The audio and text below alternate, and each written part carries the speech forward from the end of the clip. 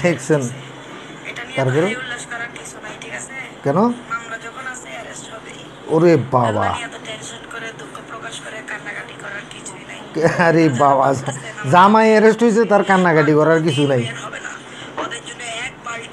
আবার সমবেদনা জানেন আচ্ছা কারা কাঁদতেছে কারা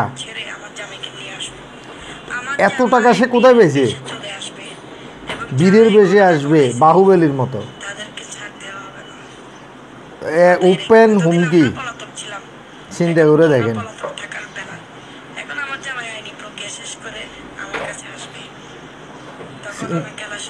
খেলা শুরু করবে কি বুঝলেন দেখি বলেন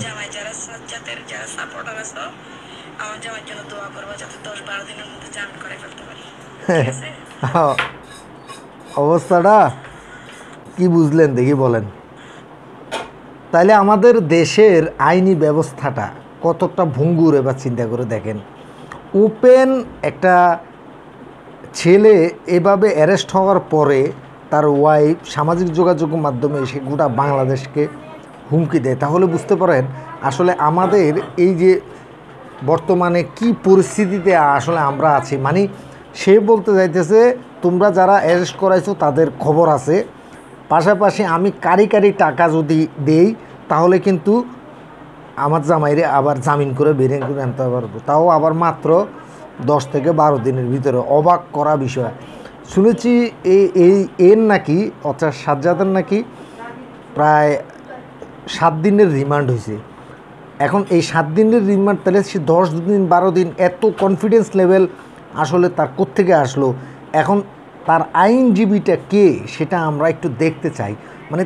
তার পেছনে আসলে কল কাঠিগুরু না রেখে তারে জামিন কে করতে চায় প্রতিবারেই তাকে শুনেছি তার বিরুদ্ধে 16টা মামলা আছে তার মধ্যে মার্ডার কেস রয়েছে তার মধ্যে চাঁদাবাজির মামলা আছে বিভিন্ন ধরনের মামলা আছে প্রায় 16টার মতো তাহলে এই 16টা মামলায় তার পিছনে তো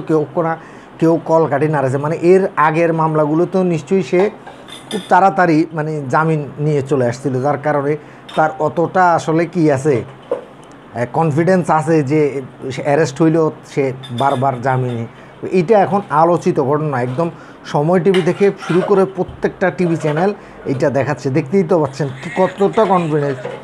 মানে বলতে চাইতেছে আমার জামাই গতকালকে অ্যারেস্ট হয়েছে কোনো ব্যাপার না মানে এর কাছে কোনো খারাপই লাগতেছে না হ্যাঁ আরও যারা অ্যারেস্ট করাইছে তাদেরকে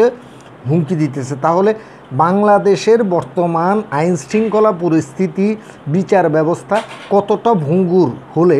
কারি টাকা দিলে জামিন নেওয়া যায় চিন্তা করে দেখেন